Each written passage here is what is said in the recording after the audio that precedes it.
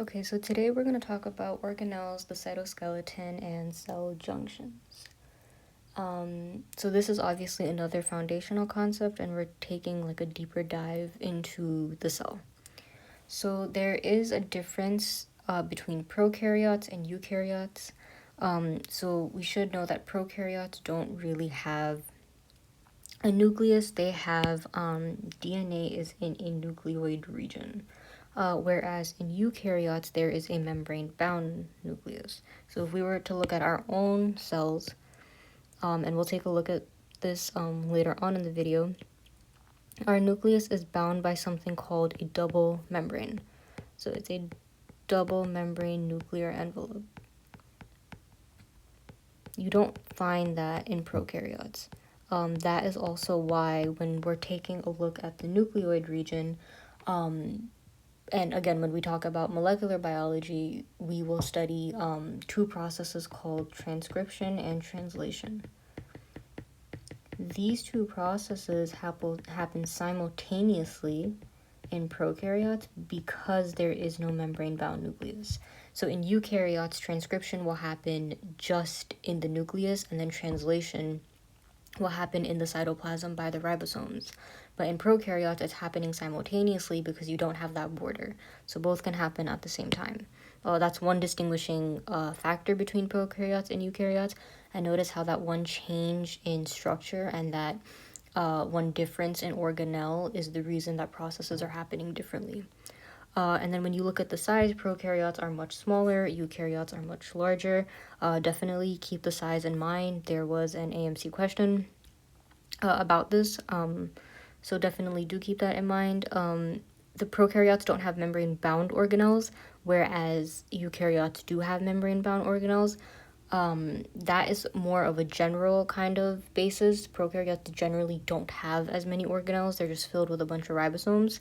Prokaryotes are also single circular DNA chromosomes, whereas you have multiple linear. The circular versus the linear is very important to keep in mind between prokaryotes and eukaryotes.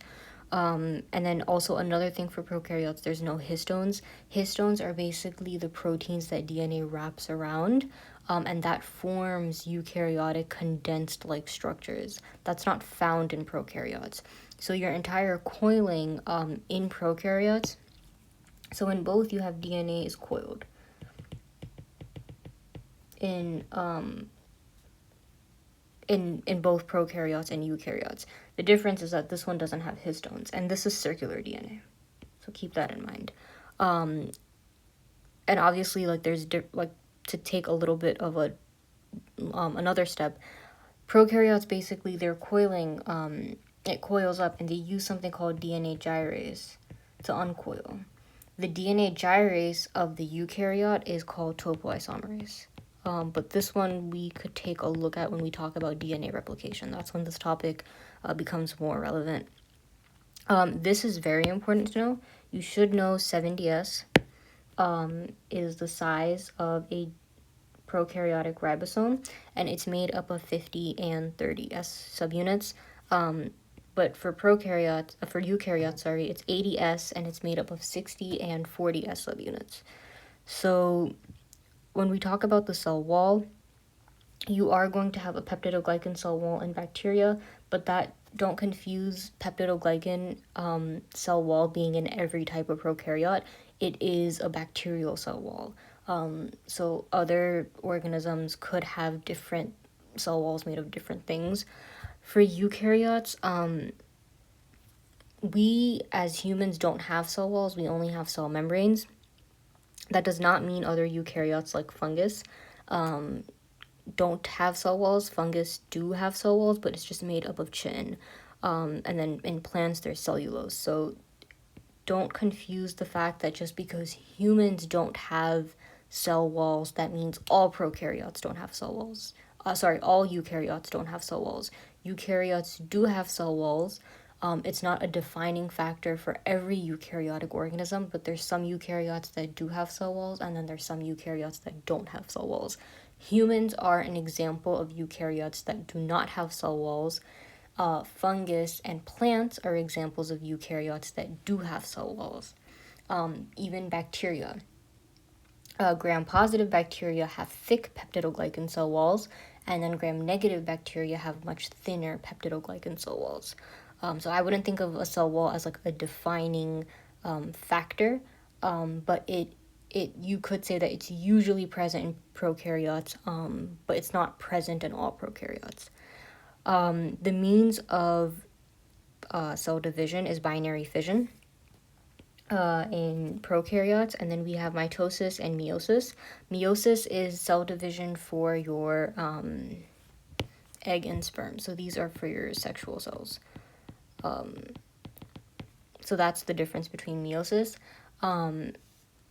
And mitosis and binary fission are asexual, so they pretty much like it's like a copy paste kind of thing. And then when we talk about transcription translation, I mentioned that before, it's simultaneous in the cytoplasm, and the reason it's simultaneous is because you don't have a membrane-bound nucleus. So transcription and translation can happen at the same time. And then bacteria and archaea are the domains, and then animal, plants, fungi, and protists are the domains for eukaryotes.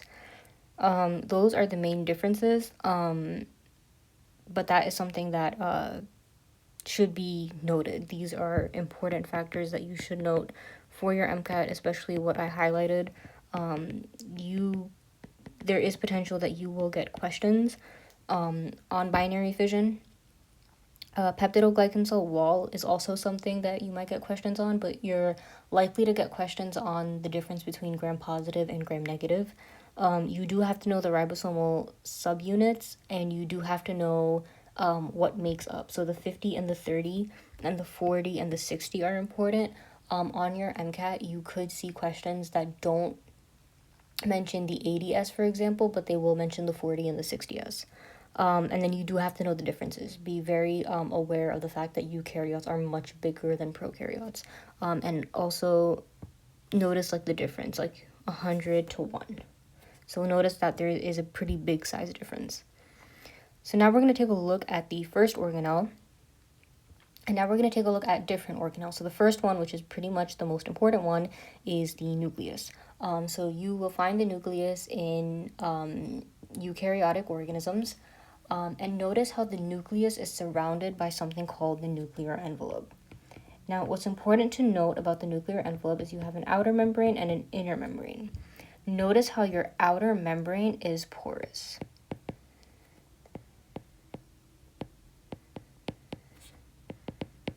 So your outer membrane is porous means it has pores.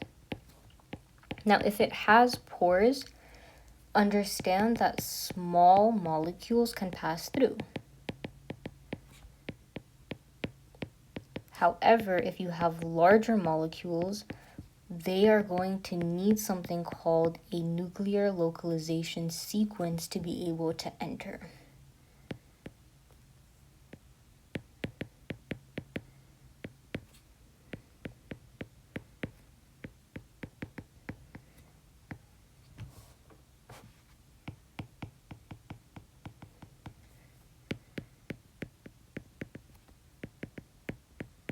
So this is your key term here.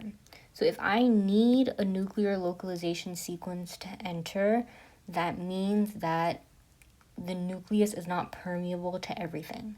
So the fact that it's not permeable to everything makes sense because I don't want any random thing to come into my nucleus. My nucleus is where my genetic material is stored, so I do want to have some level of protection. Notice, however, that the nuclear localization sequence is not as specific as the plasma membrane. So if you were to compare your nuclear localization sequence and like the permeability of the nucleus compared to the permeability of the of the plasma membrane, your plasma membrane would be more selective because that is what's allowing things that prevents anything that could harm the cell from coming in. So that is one thing to note. Also note that the genome is located inside of the nucleus. And for, like we mentioned, in eukaryotes, there is a linear double-stranded DNA that forms chromosomes. That is your genetic material.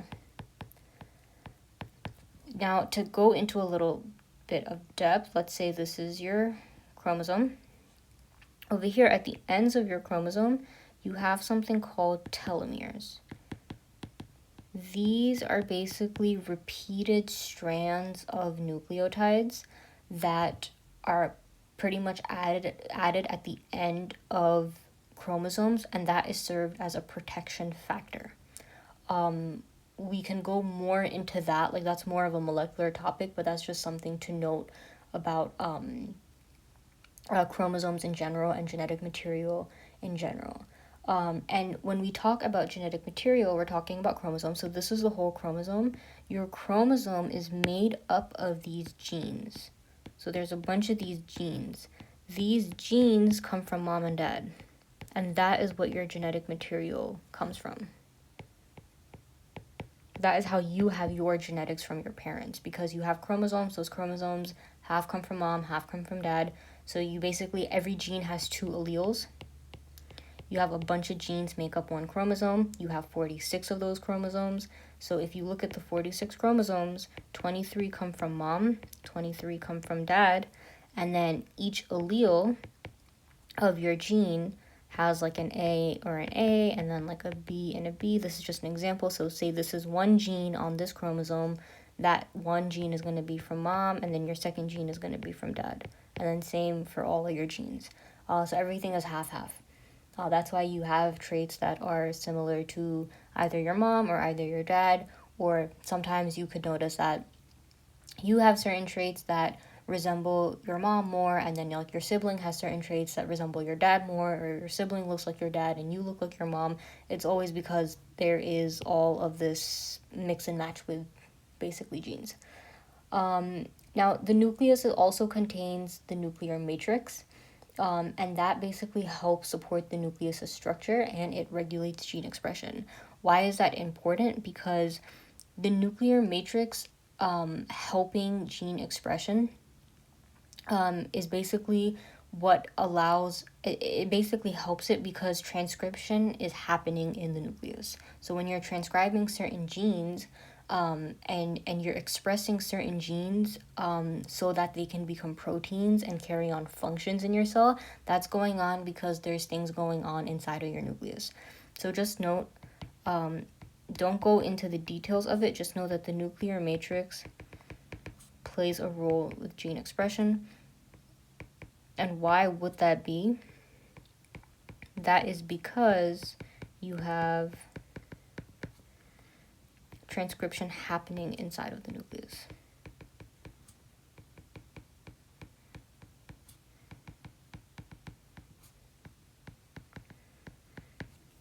Now, another part of the nucleus that is very important is the nucleolus. So the nucleolus, do you see how that's that center part over here? This is where rRNA synthesis happens. Now, rRNA is what makes up ribosomes. So also, the RNA polymerase that you'll find in here is going to be RNA polymerase 1. So expect to find RNA polymerase 1 because that helps make, that's what helps makes ribosomes. And you're going to find rRNA. So you will find protein parts of the ribosome, you're going to find rRNA, and you'll find RNA polymerase 1 in this region. But again, rRNA and ribosomes is something that we will talk about in translation. So that is another molecular biology topic. So now we're going to move on to the next important organelle, which is the mitochondria. So notice how your nucleus had a double membrane, same as your mitochondria. You have an outer membrane and you have an inner membrane. Very important to note the different segments of the mitochondria. And I know this is more like a 3D image, but I'm going to draw a simpler type of image out here because it's very important to know the different compartments of mitochondria because different processes of metabolism happen in different parts. So be very, and you're very likely to be asked about that on the MCAT. So this is your outer membrane and this is your inner membrane. So you have 2 membranes. Notice that your mitochondrial matrix is in here, is the innermost part of the mitochondria, and this is what you call the intermembrane space.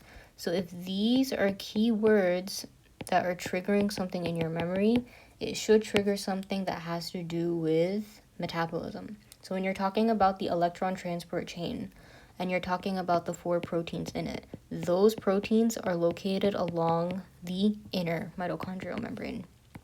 When you're talking about protons getting pumped from the matrix to the intermembrane space. Sorry, intermembrane space. I don't know why I wrote matrix. Intermembrane space. So when proteins are getting pumped from the matrix to the intermembrane space, that's happening here. So your protons, your H's come here, and then from ATP synthase, they'll come back down eventually to the matrix. Matrix is where Krebs happens. So you get all your NADH. So again, if you're familiar with metabolism, this will make sense.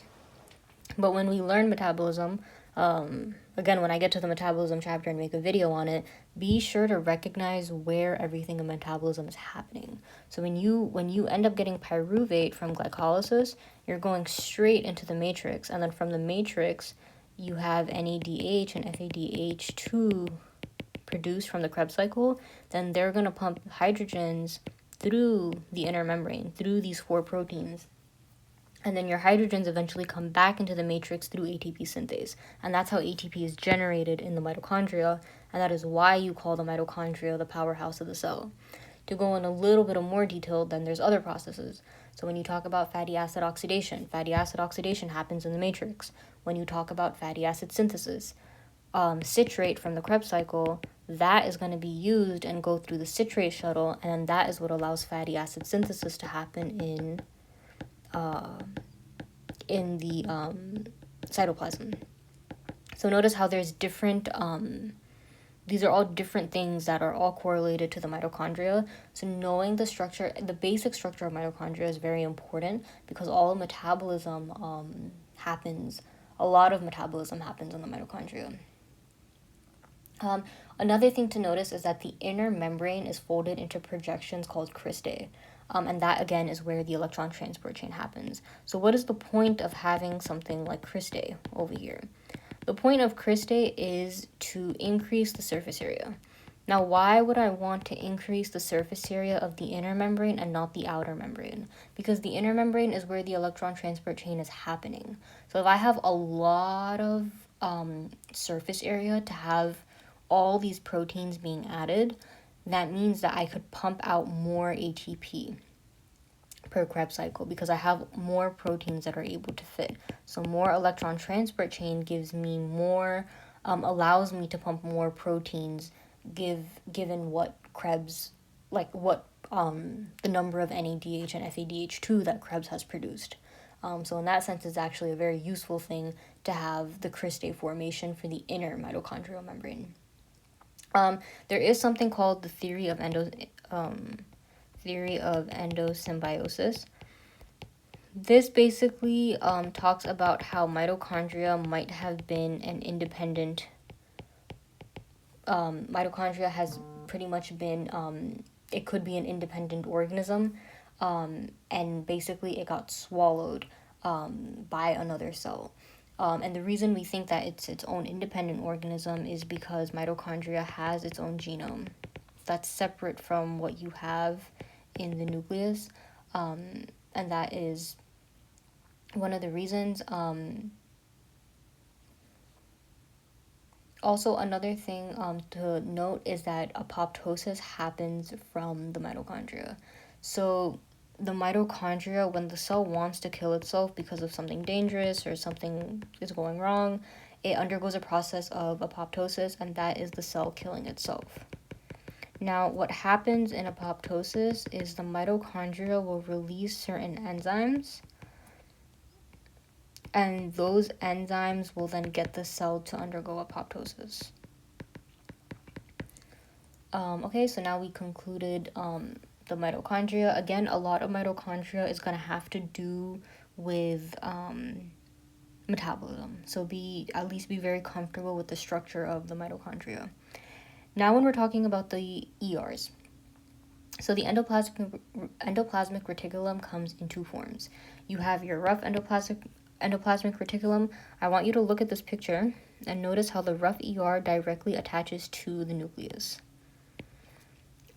Your smooth ER is not like that. So ignore this part. Your smooth ER is not a direct attachment to the nucleus. Another thing about the rough ER is that it has a large number of ribosomes bound to it.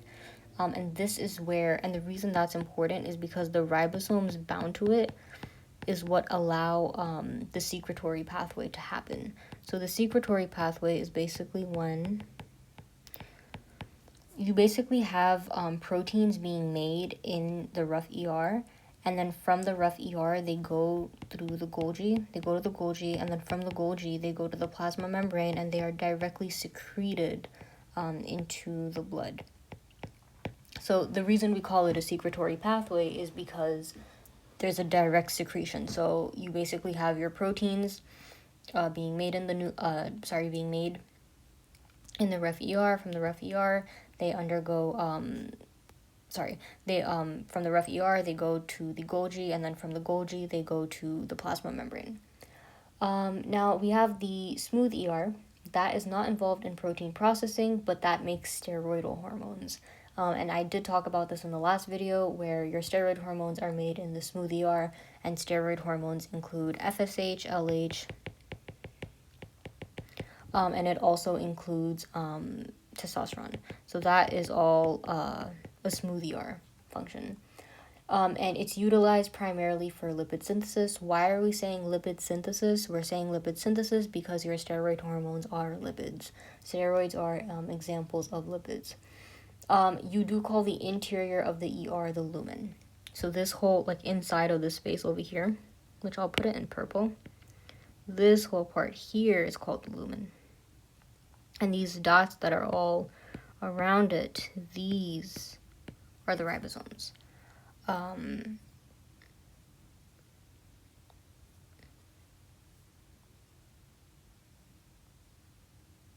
And then basically what happens is that when you are translated in the ER, and we were talking about the secretory pathway, you can end up going into the blood. You can just be excreted from the cell. Or you can end up being part of the plasma membrane. You can be a protein on it. Or you could end up being somewhere in the pathway. So not everything goes to the plasma membrane or gets excreted. You can stop at the Golgi, you can stop at a peroxisome, you could stop at a lysosome. Not a peroxisome, sorry. You could stop at a lysosome, or you can stop at the ER or the Golgi. Peroxisome is something else. And the way this happens is that, so we talked about the nucleus, and then we talked about going into the rough ER. Now, the signal that allows proteins to go into the rough ER rather than going into the ribosomes in the cytoplasm for translation is called a signal sequence. So if you have, now I'm going to start off and explain this from the beginning. That way it doesn't sound so fragmented. So normally what happens is that proteins are in the nucleus, they undergo transcription, and then they come out and go to the ribosome, and that's where they undergo translation. But what happens is there's certain proteins that have something called a signal sequence.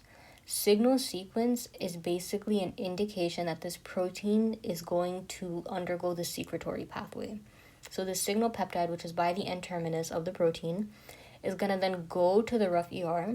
From the rough ER, it's going to travel to the Golgi, and then it could either end up in the lysosome, it could stay in the Golgi, it could stay in the rough ER, or it can get excreted outside of the cell or end up in the plasma membrane. But if I have a signal peptide or a signal sequence on the protein, that means that it's going to undergo the secretory pathway, which means your translation is not happening in any free ribosome. Your translation will happen in the rough ER. So that is something that should be very clear, that there is a difference between the two translations, and it's the signal sequence that determines that. I do remember, I believe AMC exam 2, practice exam 2 had a question about this process. So it is an important concept to know for your MCAT. If, however, you have something called a localization sequence, that is for, that's basically for any protein that wants to be sent to an organelle that's not part of the secretory pathway. Those protein gets sent to other organelles. So, for example, if I have a protein that is targeted with the localization sequence, that protein can enter the peroxisome or the mitochondria, or it could go to other organelles. So I'll put peroxisome and mitochondria as examples. Peroxisome and mitochondria, that is like the end destination. So just to point out, and I'm going to point it out on the top over here, you have three different, two main different sequences. You have a localization sequence,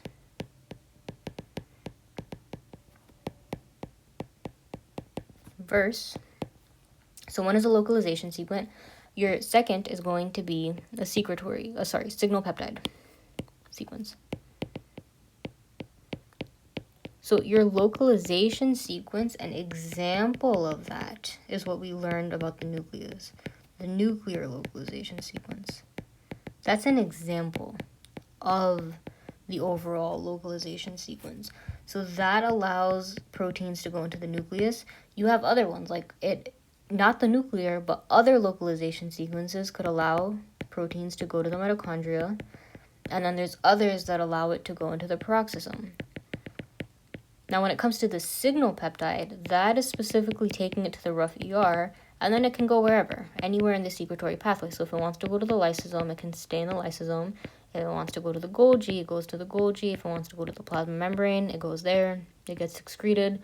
But its end destination is going to be somewhere in the secretory pathway. So important to know that. Next, we're going to talk about these organisms. So the Golgi is basically part of the secretory pathway, and it basically transports material. You should know this. You should know cis. You should know trans.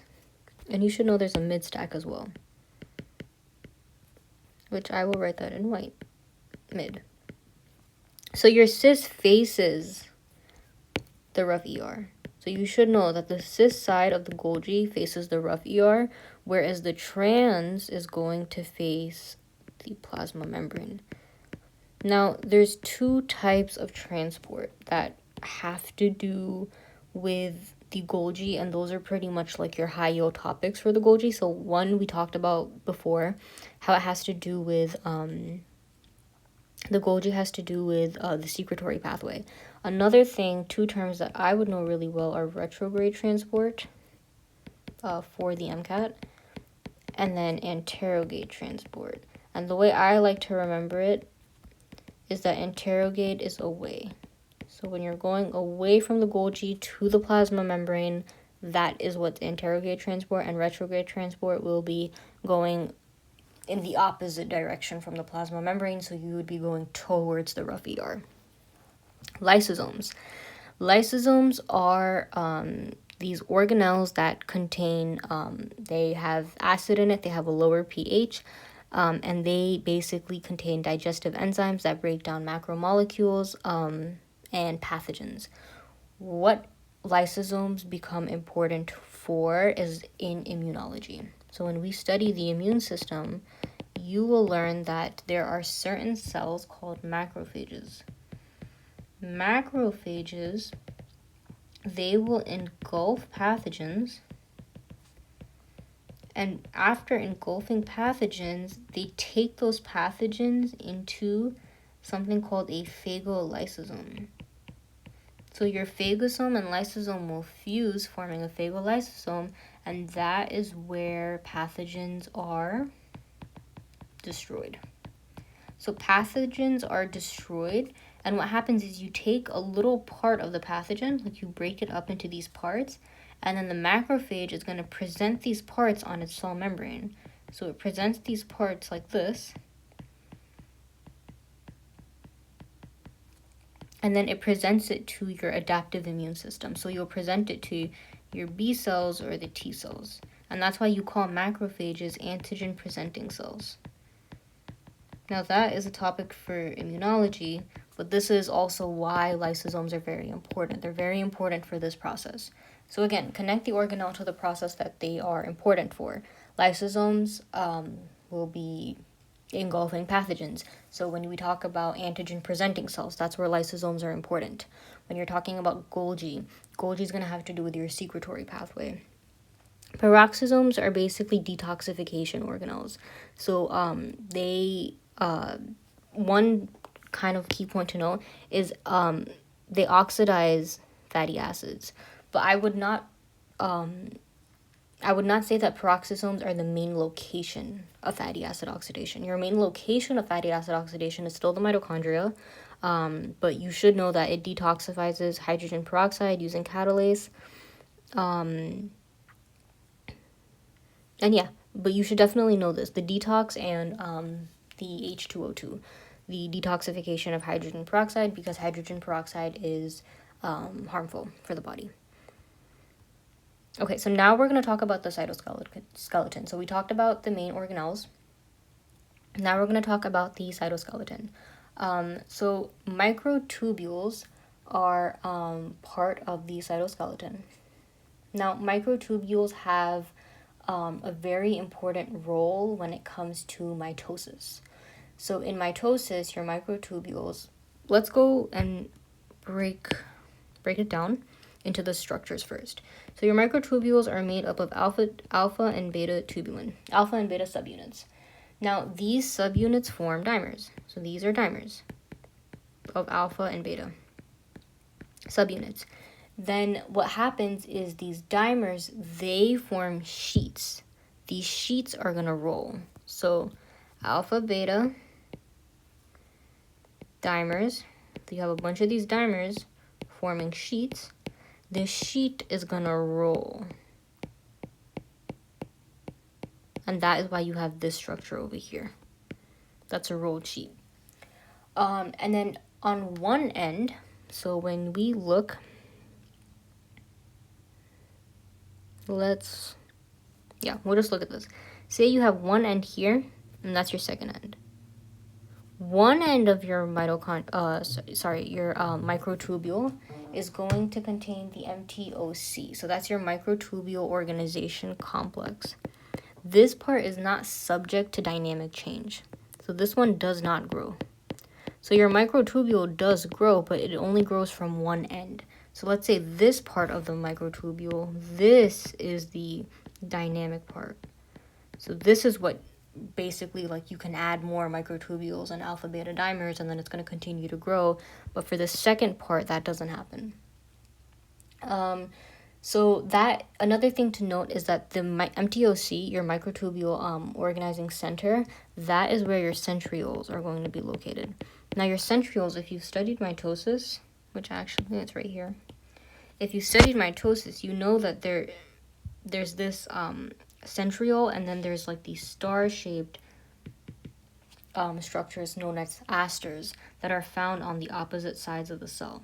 So when mitosis happens, and then your microtubules come off like this, and then they attach to the chromosomes in the middle.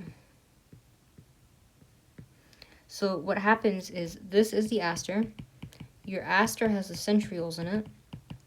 Then you have the microtubules. And then also note that this is the MTOC. So notice how over here you have the other end. And notice how what's coming out are called polar fibers. So these are polar fibers that are coming out from the MTOC. And then also notice that there is the mitotic spindle. So the entire assembly is the mitotic spindle.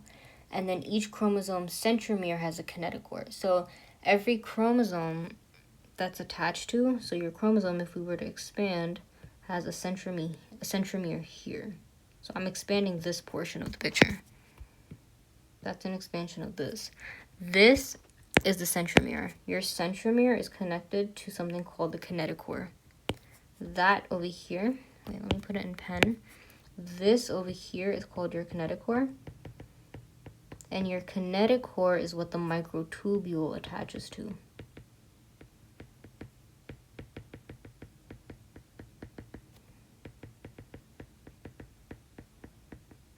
And then that is what, like, that's basically the whole process.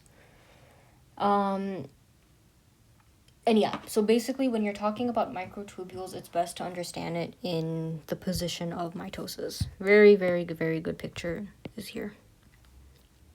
So notice that's the centromere.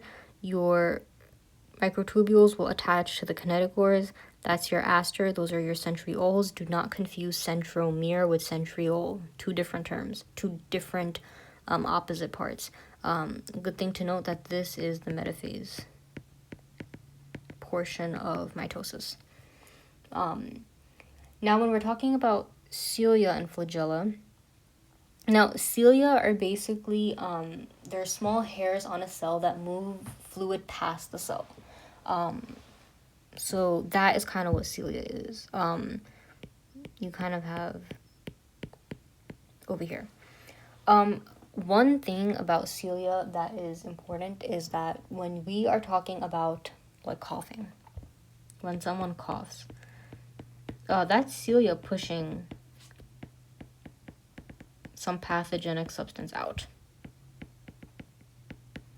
So you have cilia present in your body in different places. When we are looking at the ovaries and the fallopian tubes that lead and bring, when, say, a zygote is formed after fertilization, your zygote goes from the fallopian tubes into the uterus through cilia. So cilia in the fallopian tube is pushing the zygote out. So cilia is found in multiple places in the body. Flagella, however, is different in the sense where you don't find flagella in eukaryotic cells except one. You only find flagella. So you find flagella in bacteria, so that's normal. But you find flagella in sperm. Sperm cells are the only cells in the human body that contain flagella. Important to know for the MCAT because that's an exception. And basically what happens is when we're talking about cilia and flagella, they're made in a 9+2 arrangement of microtubules. So notice how we're talking about these motile appendages and the microtubules are forming these. So the microtubules make this up and it forms a 9+2 arrangement. This is a very 3D-like picture of how it shows, but when you zoom in on here, notice that there's 9 pairs around and then there's 2 in the middle. That's what 9+2 arrangement means, and then look how that is what forms. So yes, cilia and flagella have different functions. They're found in different cells, but their arrangement is the same. And then another term to know is that when cilia and flagella, they, like the cilia, like the microtubules, will basically connect to each other by something called dynein. That's what helps them connect. Another term that's important to know is basal body. That is basically what anchors the cilia and flagella to the centriole. So it's basically, in essence, it's what's basically connects it to the inside part of the cell. And now we're going to talk about microfilaments. Now, microfilaments, very important to know actin filaments because actin filaments has to do with muscle contraction. Muscle contraction has to do with your muscle contracting so that it can move, and that's a very, very, very high yield topic for the MCAT. So your microfilaments are thin filaments that are made from actin, and they provide protection for the cell due to its resistance to both compression and fracture. Actin monomers form a chain, and then those two chains wrap around each other, forming an actin filament. So it's kind of it's kind of similar to that dynamic that we talked about microtubules, where like an alpha and beta monomer will combine, form a dimer that forms a sheet, and then it rolls around. And then you also have intermediate filaments. They're made from a wide variety of polypeptides, and it helps anchor other organelles and the idea of the intermediate filament will also tell you what kind of specific cell that it is. So different specificity in cells, like different cells or specialized cells will have different intermediate filament. So it tells you cell specificity. This is very important to know for muscle contraction. You will have to know actin and myosin for muscle contraction. But these are also, like, you will not get, you're more likely to get microtubule questions and cilia and flagella questions. Now, when we talk about cell adhesion, there's 3 things that you have to know. There are tight junctions, desmosomes, and then you have gap junctions. Tight junctions are very tight. All throughout, you see all of this. And junctions are basically the cell-to-cell positions. It basically tells you how cells are connected. So tight junctions are also known as occluding junctions.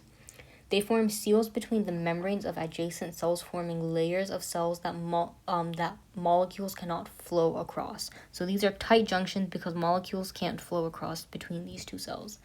And then this also locks in the orientation of transmembrane protein, so the side facing inside of the layer can never make its way outside, so you cannot come out. Just note, tight junctions are very tight. Desmosomes, on the other hand, they will only connect at one point. They're not connecting all throughout the cell. So again, they're anchored via keratin, and obviously, like, it doesn't move the cell around, but it's not to the level of your tight junction. So desmosomes are just connecting at a point. Obviously, it's not that easy to move through desmosomes, but movement does happen for certain molecules that are small. Gap junctions are pore-like openings between adjacent cells, and that lets depolarization spread from one cell to another. You will see gap junctions in the heart. So your heart muscle has gap junctions, and this is a little going out of scope, but your heart muscles, if you've studied the heart, you know that blood flows through chambers. So it goes from the right atrium to the right ventricle, then to the left atrium to the left ventricle. So your heart goes through this pathway, but this pathway of blood flow basically is initiated, and it starts because of an electrical conduction system. So electrical signal allows blood flow to happen in your heart. And electrical signals, this is it flows through the heart through gap junctions. So gap junctions are the reason your heart it's the means of electrical signals being transferred in the heart, and that is what allows blood flow eventually to happen. But we will talk more about this in circulation when we talk about the circulatory system. But that basically concludes organelle, cytoskeleton, and the junctions of the cell. Next, we will talk more about, we'll continue to talk about other topics that have to do with foundations. So I will continue next with the plasma membrane, then we'll talk about membrane transport, and then we'll get into mitosis and meiosis, and that would be the foundational concepts of cell biology that can then lead us into molecular biology. So thank you for watching.